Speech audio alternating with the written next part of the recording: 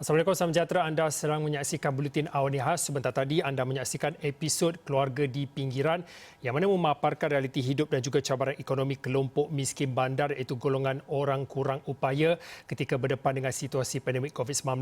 Kalau ikutkan episod yang pertama, kami siarkan khususnya berkaitan dengan golongan ibu tunggal. Kemudian episod kedua berkaitan dengan kesihatan mental warga emas dan pada malam ini kami menyiarkan tentang apa yang berlaku yang membabitkan kelompok orang kurang upaya. Ini sudah tentu terkait dengan krisis akibat COVID-19 yang terus memberi kesan negatif kepada keluarga berpendapatan rendah di Kuala Lumpur secara khususnya. Dan ini adalah laporan kajian tabung kanak-kanak Pertubuhan Bangsa-Bangsa Bersatu UNICEF dan juga tabung kependudukan Pertubuhan Bangsa-Bangsa Bersatu UNFPA yang mana mendedahkan ini tetap berlaku di sebalik pengumuman beberapa langkah kerajaan dalam mana mengurangkan tekanan akibat pandemik COVID-19. Dan susulan daripada laporan berkenaan, kami membawakan siaran ini khususnya untuk memberi analisis terhadap ancaman kemiskinan terutamanya yang dihadapi oleh golongan orang kurang upaya. Jadi untuk bersama pada malam ini di talian pada ketika ini ialah Ahli Dewan Negara Senata Datuk Ras Adiba Razi. Datuk, Assalamualaikum Datuk. Terima kasih bersama dengan Isro Awani.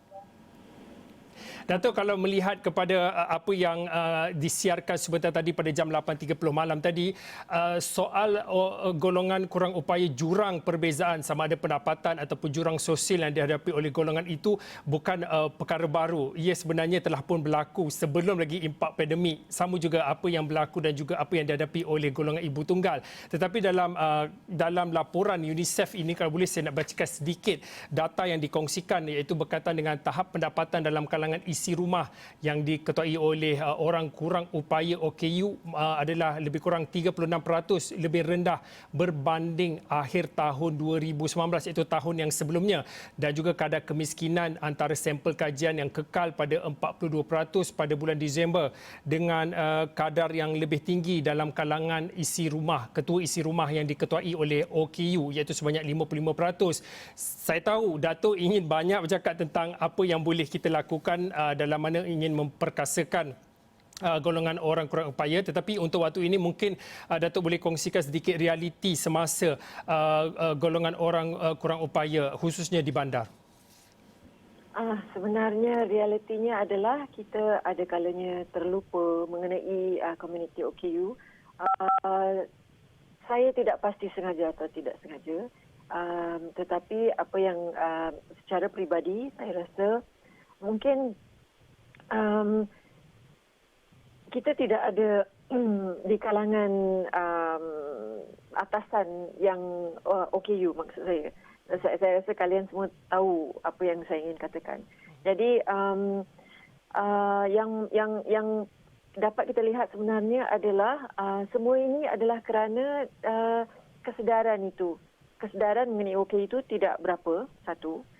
Keduanya adalah kerana OKU itu kita anggap seperti orang yang lain. Tetapi sebenarnya keperluan kami adalah lebih daripada orang yang bukan OKU. Jadi secara keseluruhan saya boleh cakapkan adalah kita punya attitude terhadap komuniti OKU di negara kita. Itu saja. Dan saya kira bukan saja di Malaysia tetapi di negara-negara luar juga sebenarnya. Pada kita OKU itu OKU dan seharusnya mereka pandai-pandailah mereka. Jadi attitude tu, pemikiran sebegitu tidak boleh kita teruskan seperti yang kita dapat tadi apa yang telah kita tahu daripada peratusan itu amat membimbangkan, dan bukan saja di negara kita tetapi juga di luar negara. Datuk, kalau melihat kepada laporan yang dikeluarkan oleh UNICEF, kalau ikut pada kadar pengangguran dalam kalangan penduduk bandar meningkat lebih ataupun meningkat 2 kali ganda, khususnya di Lembah Kelang daripada tempoh September hingga Disember tahun lalu. Dan kita tahu tahun lalu adalah dalam tempoh September-Disember itu adalah bagi tempoh ataupun kita melalui fasa pandemik PKPB, Perintah Kawalan Pergerakan Bersyarat. Tetapi bila masuknya Januari, kita sudah kembali kepada PKP iaitu Perintah Kawalan Pergerakan. Mungkin Datuk boleh kongsikan, sebab saya tahu Datuk sedia maklum selalu memperjuangkan hak khususnya bagi orang kurang upaya, ya, orang kelainan upaya ini untuk dalam sektor pekerjaan. Pengangguran yang dilaporkan itu juga terkait juga dengan golongan kurang upaya. Mungkin pada saat ini Datuk sendiri ada menerima laporan masih lagi golongan kurang upaya dipinggirkan dalam sektor pekerjaan? Ya, saya setiap hari sebenarnya saya mendapat laporan daripada sahabat-sahabat saya. Saya sampai lewat malam mereka cuba berhubung untuk berkongsi masalah yang mereka lalui. Tetapi saya pun kadang-kadang rasa frustrated. Saya rasa seperti, kalaulah kita semua di sektor kerajaan dan juga korporat dapat membuka hati kita untuk memberi peluang kepada sahabat-sahabat OKU saya kira kita dapat meningkatkan lagi peratusan yang 1% di Jabatan Perkhidmatan Awam untuk OKU bekerja. Saya rasa kita boleh tingkatkan itu lagi. Tapi kita tidak boleh lakukan ini sendirian saja. Kita tidak boleh katakan, kementerian ini, Kementerian Wanita, mereka seharusnya buat ini, atau Kementerian Semua Manusia. Tidak. Kita semua kena bekerja sama. Semua kementerian harus berganding bahu untuk memberikan peluang untuk OKU bekerja. Dan juga kepada sektor korporat, mereka seharusnya memberi peluang. Dan bagaimana nak beri peluang ini? Senang. Kita kena selalu adakan public service announcement. Kita selalu kena adakan kempen kesedaran mengenai OKU. Kita kena selalu war-warkan mengenai peluang-peluang pekerjaan. Apa yang dilakukan oleh Kementerian Semua Manusia sekarang ini pun bagus sebenarnya kerana mereka mewar-warkan peluang yang sedia ada. Dan Jabatan Kebajikan Masyarakat dan khususnya Jabatan Pembangunan OKU, mereka turut cuba salurkan informasi ini. Namun saya di portal Persatuan OKU Sentral, kami cuba war-warkan kepada sahabat lain semua untuk peluang yang ada. Namun begitu, kalau macam mana peluang tu nak ada, kalau misal kata kita sendiri tidak mahu beri OKU itu peluang untuk bekerja. Saya bagi contoh, ya, kadang-kadang daripada kita punya borang untuk mencari pekerjaan itu, ada kalanya setengah orang apabila mereka melihat seorang itu OKU, terus dia tidak mahu mengambil kami. Dan ada kalanya borang-borang yang disediakan oleh majikan juga bukannya mesra OKU. Sahabat-sahabat saya yang buta tidak memahami, dan ada kalanya borang itu terlampau kusut sangat, terlampau banyak sangat informasi sampai sahabat-sahabat saya yang mempunyai autisma atau disleksi atau ADHD, diorang pun tak faham. Jadi semua ni sebenarnya berbalik kepada kesedaran mengenai OKU, keperluan OKU, bagaimana untuk menyokong OKU dan juga untuk memberi peluang. Jadi sekiranya kita semua ini tidak memberikan peluang untuk OKU bekerja, sampai bila-bilalah masalah ini tidak akan selesai.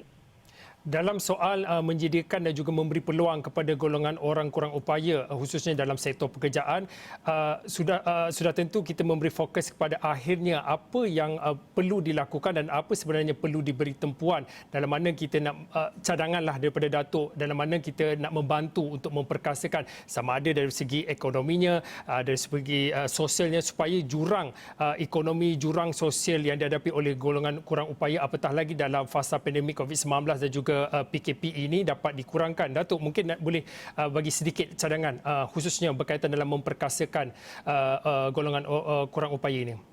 Cadangan saya banyak sebenarnya, saya dah type tadi, tapi saya akan cuba rangkumkan beberapa pendek. Okey, kita perlu wujudkan peluang pekerjaan ni supaya sahabat-sahabat saya yang OKU dapat keluar daripada kemiskinan. Seharusnya kita sediakan jaringan keselamatan sosial khususnya bagi isi rumah yang diketuai OKU, PKSO, KWSP. Seharusnya mengambil tindakan segera bagi mengatasi perkara ini. Pastikan semua OKU mempunyai skim keselamatan sosial. Kita harus utamakan aspek pelindungan sosial dalam rancangan Malaysia ke-12 yang akan dibentangkan pada tahun ini di Parlimen, insya-Allah. Dan kerajaan tentu sekali hendaklah perluaskan skim bantuan kewangan JKM, Jabatan Kebajikan Masyarakat, kepada ibu tunggal, bapa tunggal dan juga OKU, terutamanya mereka tinggal di flat cost rendah di bandar. Bantuan sedia ada tentunya tidak mencukupi, ya, bagi menyara keluarga dan ketua keluarga yang OKU dan ibu tunggal seperti yang kita ketahui. KPM pula, ini yang penting. KPM, KPM perlu ambil tindakan segera mengenai soalan makanan percuma kepada murid-murid ini kerana kebanyakannya anak-anak yang bergantung untuk makan seharian di sekolah. Mereka sekarang ni tidak ada makanan.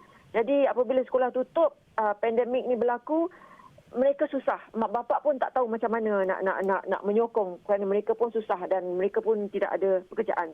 Jadi saya rasakan kerajaan wajib memartabatkan langkah-langkah pencegahan keciciran sekolah melalui kerjasama antara Kementerian Pendidikan dengan agensi kebajikan sosial. Disebabkan masalah kewangan, mungkin ada juga keluarga yang ingin menghentikan anak-anak mereka dari mengikuti persekolahan. Dan bantuan persekolahan mestilah diperluaskan lagi, terutama bagi buat keluarga B40 di kawasan bandar dan pinggir bandar. Dan program My5 atau My5, anjuran Kementerian Belia Persekutuan, merupakan suatu program yang sangat baik bagi mengurangkan masalah kemiskinan. Saya begitu berharap program seperti ini dapat diperluaskan dan diperkenalkan. Ialah dia punya skim bantuan tambahan. Dan pada saya juga kerajaan negeri memainkan peranan yang amat penting untuk memastikan perkara ini dapat masalah ini dapat dibendung. Kita harus lakukan ini semua sama-sama. Saya tidak mahu blame sesiapa, saya tidak mahu mengatakan dia salah, tidak. Sekarang ini adalah waktu untuk kita semua bersatu dan cuba membantu menyokong OKU di luar sana. Okey, baiklah, terima kasih kepada Ahli Dewan Negara YB Senata Datuk Ras Adi Barakzi atas perkongsian dan juga ada beberapa cadangan di hujungnya dirumuskan dan juga diringkaskan. Sudah tentu kita melihat kepada episod ketiga yang kami bawakan siri dokumentari khas berkaitan dengan keluarga di pinggiran. Untuk malam ini kami memberi fokus kepada kelompok OKU, golongan kurang upaya, yang antara lain yang juga terkesan akibat impak PKP, Perintah Kawalan Pergerakan, akibat daripada impak COVID-19 secara keseluruhannya. Saya kira itu saja untuk waktu ini. Saya Fauzin, ini Bulletin Khas. Kita jumpa lagi.